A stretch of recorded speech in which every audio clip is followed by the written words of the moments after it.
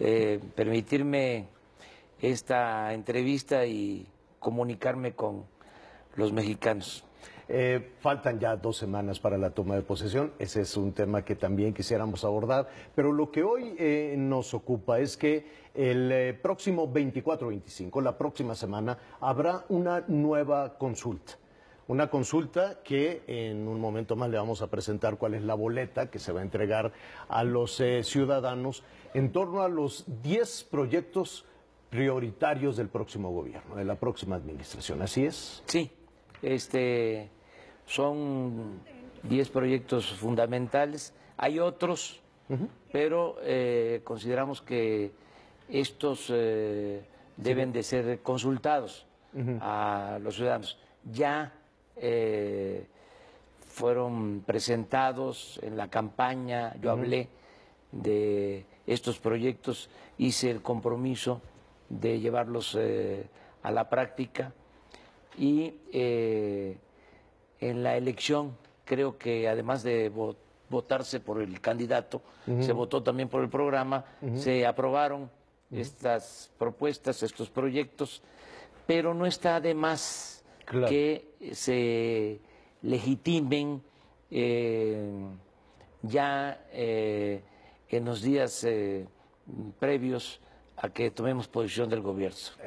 Precisamente hablando de legitimar, escuchamos de estos proyectos, de algunos con más insistencia que de otros, durante la campaña. Sabemos que es un compromiso, entonces, ¿por qué someterlos a una consulta?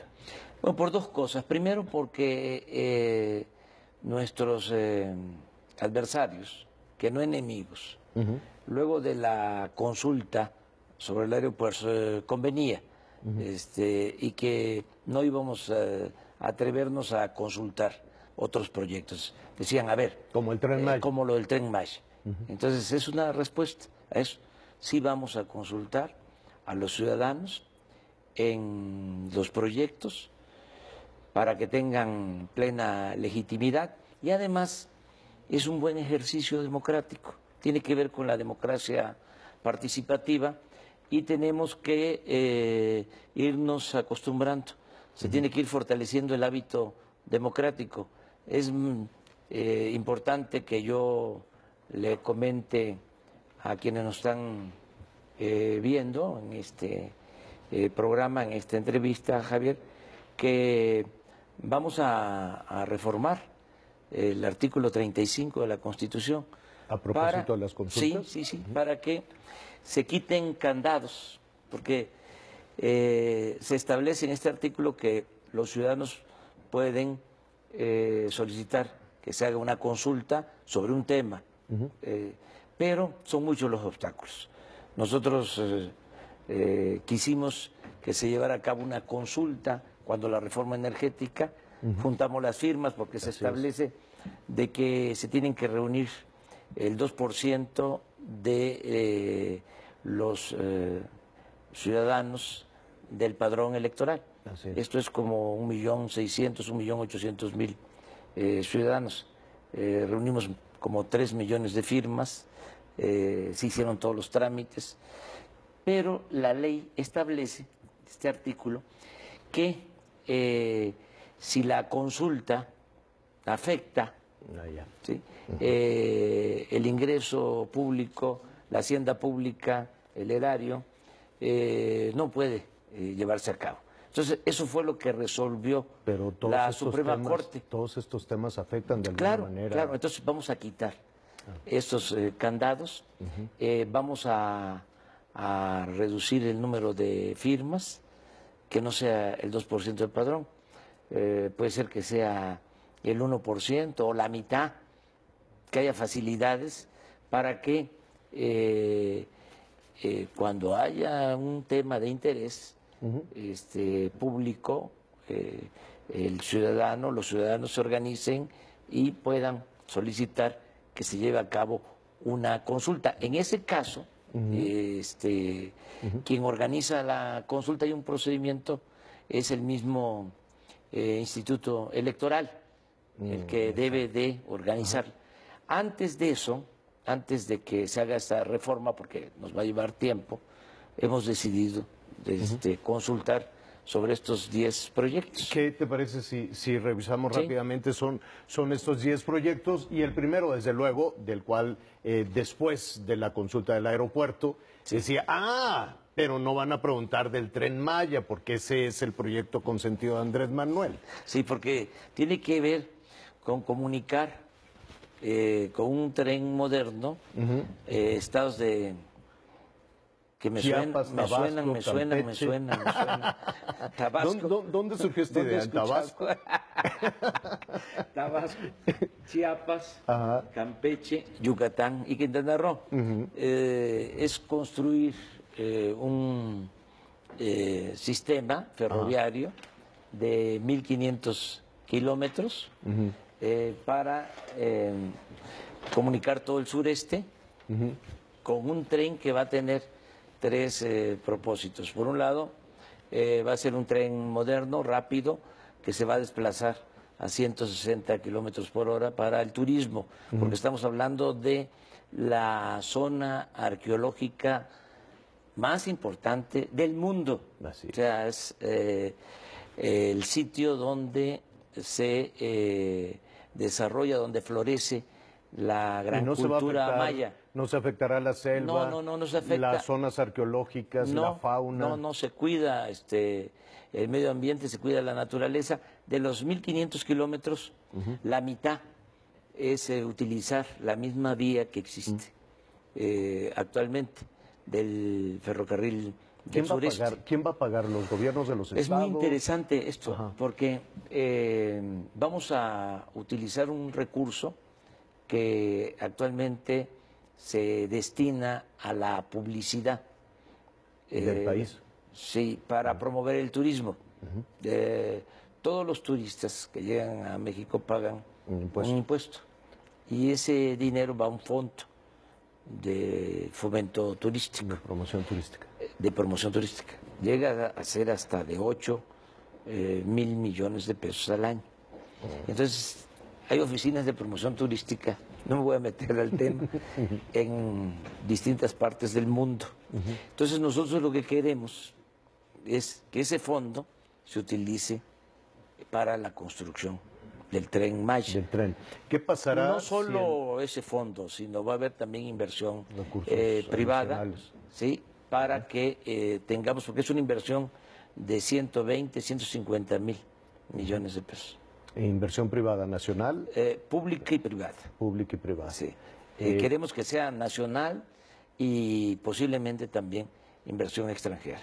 Pero va a ser una gran obra de infraestructura. ¿Qué pasará si dicen que no? No se lleva a cabo. ¿Es vinculante? ¿Esta consulta es vinculante? Sí, es vinculatoria. Va a depender de lo que opine la gente. Se va a dar toda la información. Por eso estoy aquí contigo, entre otras cosas. Gracias. Me da mucho gusto que me des esta oportunidad de informar para que los ciudadanos sepan que se va a llevar a cabo esta consulta el 24 y el 25. ¿En los mismos lugares donde se llevó a cabo la consulta anterior? En los mismos sitios, las mismas mesas. Las mismas mesas. Sí. ¿La misma gente? Sí. ¿Lo organizó Morena? Sí, una organización de la sociedad civil. Fundación Rosenbluth. Una fundación. Es la misma, el mismo procedimiento y es una boleta. ¿Estás de acuerdo? ¿Sí o no? Eso sería el primer proyecto. Segundo punto, conectar en un tren los océanos Pacífico y el Atlántico. Esto ha sido una propuesta proyecto de siglos. De siglos. De siglos. De siglos que además el mundo ha observado. Sí. Porque el hecho de lograr conectar comercialmente esto es un proyecto muy importante que se está planteando desde antes de que se construyera el Canal de Panamá. Es utilizar esta parte de nuestro país, que es la zona más estrecha que comunica el Atlántico con el Pacífico. Es la zona más estrecha, pero también es una zona muy compleja en su orografía, en sus comunidades. Es el istmo de Tehuantepec. Sí hay comunicación ya, existe un tren que se construyó desde los tiempos de Porfirio Díaz. Principios del siglo XX. Ajá. Sí, construyó ese tren un contratista que era el preferido de don Díaz. Porfirio, Pearson, era un constructor inglés, fue el que hizo la gran obra del desagüe de la Ciudad de México y hizo el puerto de Veracruz, hizo el puerto de Coatzacoalcos, el puerto de Minatitlán. Si la gente dice sí, ¿cuándo arrancan ese proyecto? Ya desde los primeros días de diciembre ya tenemos anteproyectos. Va a consistir en construir una vía para un tren de carga de contenedores y modernizar los puertos de Salina Cruz y de Coatzacoalcos, ¿sí? Para comunicar y todo lo del medio. Sí, Detonar. y toda la franja del istmo, poner gas, electricidad a precios bajos para que empresas se instalen en toda la franja y que haya empleo. ¿Sí? Esto va a significar comunicar a países de Asia con la costa este de Estados Unidos. Claro. Entonces, es una vía paralela al canal de Panamá, sin ser canal, y tiene la ventaja de que estaría menos combustible. Todo y con infraestructura, como dices, portuaria en ambos lados. En ambas partes y en los dos puertos, y el empleo. Todo esto, Javier, está pensado, el Tren Maya, no es, ahí vamos a ver más adelante. Sí, vamos a ver el tema de la refinería. Se ha intentado ya la refinería, lo intentaron en Hidalgo, lo intentaron en Guanajuato, después se sacaron cuentas y decían, no, va a ser muy caro. Llevamos 40 años que no se construye una nueva refinería en el país. Es lamentable lo que está sucediendo. Es una crisis profunda de todo el sector energético. Se nos está cayendo la producción de crudo. Hemos llegado al colmo de comprar petróleo crudo. Vamos a importar materia prima, vamos a importar petróleo. O sea, un rotundo fracaso. De Estados Unidos incluso, que está aumentando. Porque que compartimos además una región. Sí, se pensaba de que con la reforma energética iba a llegar la inversión extranjera y se iba a incentivar la actividad petrolera, que se iban a perforar más pozos y que íbamos a tener más producción. Cuando se hizo la reforma energética, se habló de que íbamos a estar produciendo para estos tiempos 3 millones de barriles diarios. La verdad es que estamos extrayendo 1.800.000 barriles. Es decir, hemos perdido de la reforma energética para acá 1.200.000 barriles diarios de producción. Entonces tenemos que intervenir llegando. Vamos a destinar alrededor de 100.000 millones de pesos para extraer crudo y para iniciar la construcción de la refinería en Dos Tabasco Bocas. de nuevo. ¿Por qué? En Dos Bocas. Porque este es un puerto, es una terminal marítima, ahí llegan los ductos, ahí llega el petróleo que se extrae de la sonda de Campeche, el petróleo que se obtiene también de los pozos de tierra en Tabasco. Por Dos Bocas están saliendo alrededor de 1.100.000 barriles diarios al extranjero. Entonces, ya llega el petróleo crudo, se tiene la materia prima. Por eso, ahí hay que facilitar se va a llevar a cabo la refinería, si lo decide la gente, ahí se va a construir, ya tenemos el terreno. ¿Cómo se te ocurrió, y perdón que acelere porque vamos en el tercero, nos faltan 7, ¿cómo se te ocurrió la propuesta de plantar un millón, ¿cuántos son? Sí, es 1.000.000 de hectáreas. 1.000.000 de hectáreas de árboles frutales y maderables. Ajá. Este es un proyecto que me apasiona.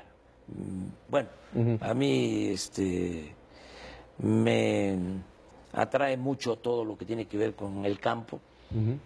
Pues yo nací en un pueblo, en Tepetitán, con mucho orgullo, y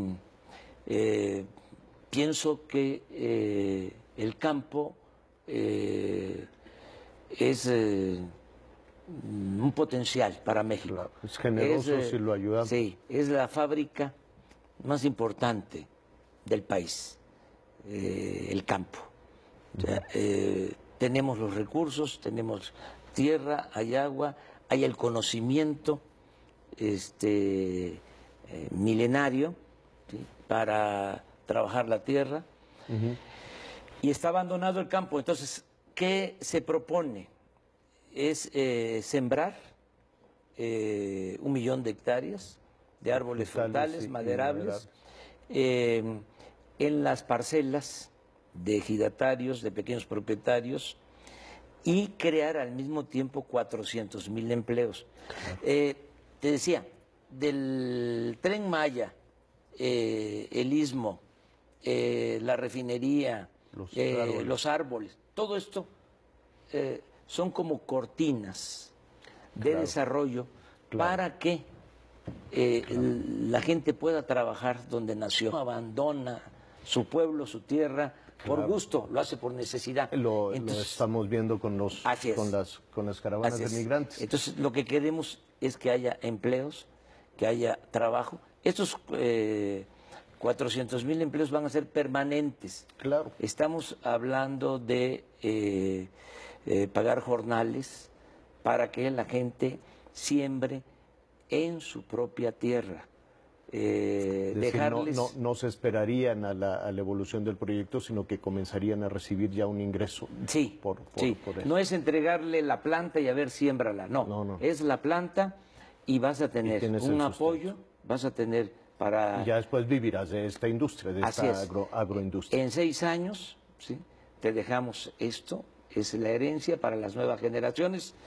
Y vas a tener ya posibilidad de tener ingresos. Voy a englobar el punto 5, 6, 7 y 8.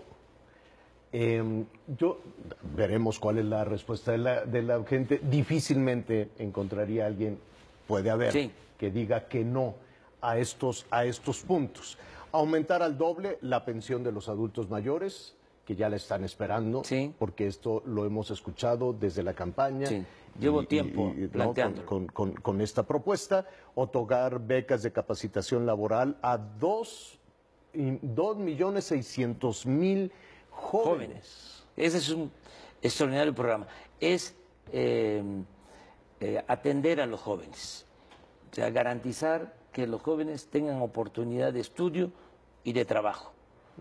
Que no nos conformemos con llamarles ninis, que ni estudian ni trabajan, cuando no se hace nada por ellos, cuando se les ha dado la espalda, cuando se les ha marginado.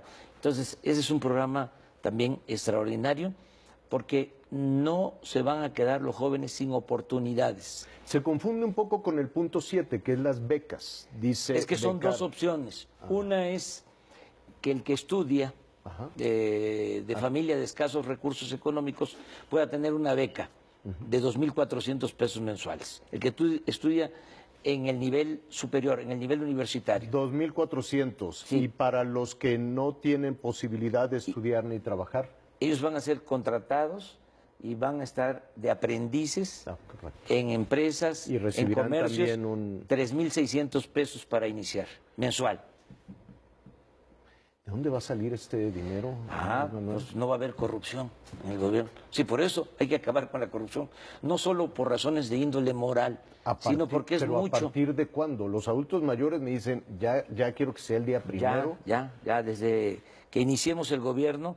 ¿En diciembre o en enero? En algunos casos comenzamos en diciembre, en otros en enero. Por ejemplo, lo de adultos mayores va a empezar el día 1 de enero, porque es con el nuevo presupuesto, con el nuevo presupuesto. Discapacitados también, pero la siembra de árboles ya desde diciembre inicia, ya comienza. Lo de las becas también. Las becas a los estudiantes, que ya lo vimos, a los estudiantes, 2.600 pesos. Aquí hay algo también interesante, hay unas becas para preparatorianos. Todos los que estudian en el nivel medio superior, los que estudian preparatoria, van a tener una beca mensual. Todos van a recibir una beca. Estamos hablando de como 4 millones de estudiantes. Van a tener para el transporte, o sea, 800 pesos mensuales, cada uno. Pero todos, universal, para los preparatorianos. Y 1 millón de discapacitados pobres también van a recibir una pensión igual que la de los adultos mayores. Van a ser alrededor de 1.300 pesos mensuales. Hay personas que nos han dicho, yo soy adulto mayor y no sé en dónde anotarme. No sé cómo voy a recibir esto. Muy buena la pregunta. Mira, se está haciendo un censo. Porque se están visitando todas las casas, estamos trabajando desde que se triunfó el día 1, empezamos a trabajar y se están visitando las casas, empezamos en las comunidades más apartadas, en las zonas más pobres, pero se van a visitar todas las casas. Y es un censo para saber dónde están. Saber dónde están, quiénes son, y con ese censo poderles dirigir el apoyo. Que todos los beneficiarios tengan una tarjeta. Va a ser un censo del bienestar. Perfecto. Entonces, que no haya intermediarios. O sea, no es que yo soy de la organización o pertenece de la organización y nos das a nosotros el dinero y nosotros lo vamos a entregar. No. Ahora sí, ahí sí que lo que diga mi dedito. Entonces, va a ser de manera directa. Una tarjeta. Directo. O sea, así es. Para cada beneficiario. Estaremos desde luego, vamos a acercarnos desde luego a Jesús y a todo tu equipo para de aquí al día de la consulta resolver todas las dudas que pueda haber, como esa, por ejemplo. Y finalmente, muy ambicioso, garantizar atención médica y medicina a toda la población que no cuenta con los servicios de salud y la cobertura gratuita de Internet. Sí. Bueno, en el caso de la salud, es muy malo el servicio de salud. Mira, se puso en debate el tema educativo, porque está en la agenda mundial de las llamadas reformas estructurales. La reforma energética, la reforma fiscal, la reforma laboral, la reforma educativa. Yo te diría, Javier, que está peor el sistema de salud pública que el sistema educativo en México. O sea, y en el caso de que fuese generalizado el ausentismo de los maestros, la irresponsabilidad de los maestros, bueno, no van los niños a la escuela, está muy mal, ¿sí? Eso no se debe de permitir. En el caso de que eso suceda, o sea, porque se exageró mucho. El maestro mexicano es responsable, esa es mi percepción, porque conozco el país y conozco la idiosincrasia de nuestro pueblo. Entonces, es muy responsable. Bueno, pero en el caso de que se diese esa tremenda irresponsabilidad de los maestros, que no dieran clases, que no enseñaran y demás, no pasa a mayores. Pero si el sistema de salud, ¿sí?, no funciona como sucede, ahí estamos hablando de la pérdida de vidas. ¿Sí? Entonces, se ha enfocado todo al problema, ¿sí?, educativo, y se desatendió lo relacionado con la salud. ¿Qué está pasando? Bueno, no hay, para empezar, medicamentos. No hay medicamentos. ¿Sí? En los centros de salud, en los hospitales. Entonces, médicos con sus recursos van de comunidad en comunidad. ¿Y sabes cuánto destina el gobierno en su conjunto a la compra de medicamentos y de equipos? Alrededor de 100,000 millones de pesos. ¿Y qué pasa? Bueno, hay políticos, ya no puedo hablar mucho sobre esto porque ahora por la investidura tengo que comportarme de otra manera, tengo que autolimitarme. Pero faltan 2 semanas, mira, faltan 2 semanas, hoy sí puede. Hay políticos que se dedican a vender medicinas, a dar las instituciones. O sea, se roban el dinero de las medicinas.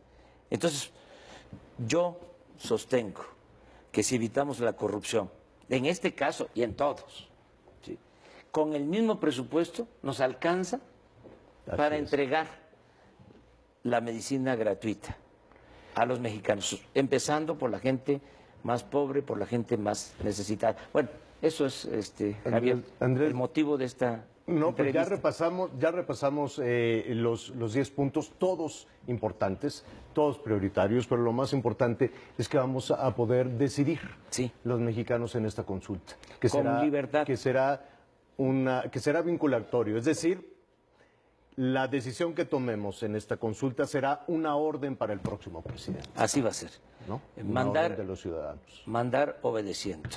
Así es. Obedeciendo al soberano. Así es. Al ciudadano, al pueblo. Eso es la democracia. Y eso es lo que voy a hacer. Yo voy a cumplir siempre con nuestros compromisos y voy a hacerle caso a los ciudadanos. Esto a veces no gusta, incomoda, porque no tenemos mucha práctica, mucha tradición democrática. No hay hábito democrático. Pero todo se puede ir perfeccioncionando. Claro, las consultas. Hubo muchos señalamientos, hubo muchas críticas. Sí. Se puede perfeccionar. Pero para no equivocarnos, lo mejor es preguntar. Siempre. Javier, muchas gracias. Presidente electo, gracias. Andrés Manuel López Obrador, gracias.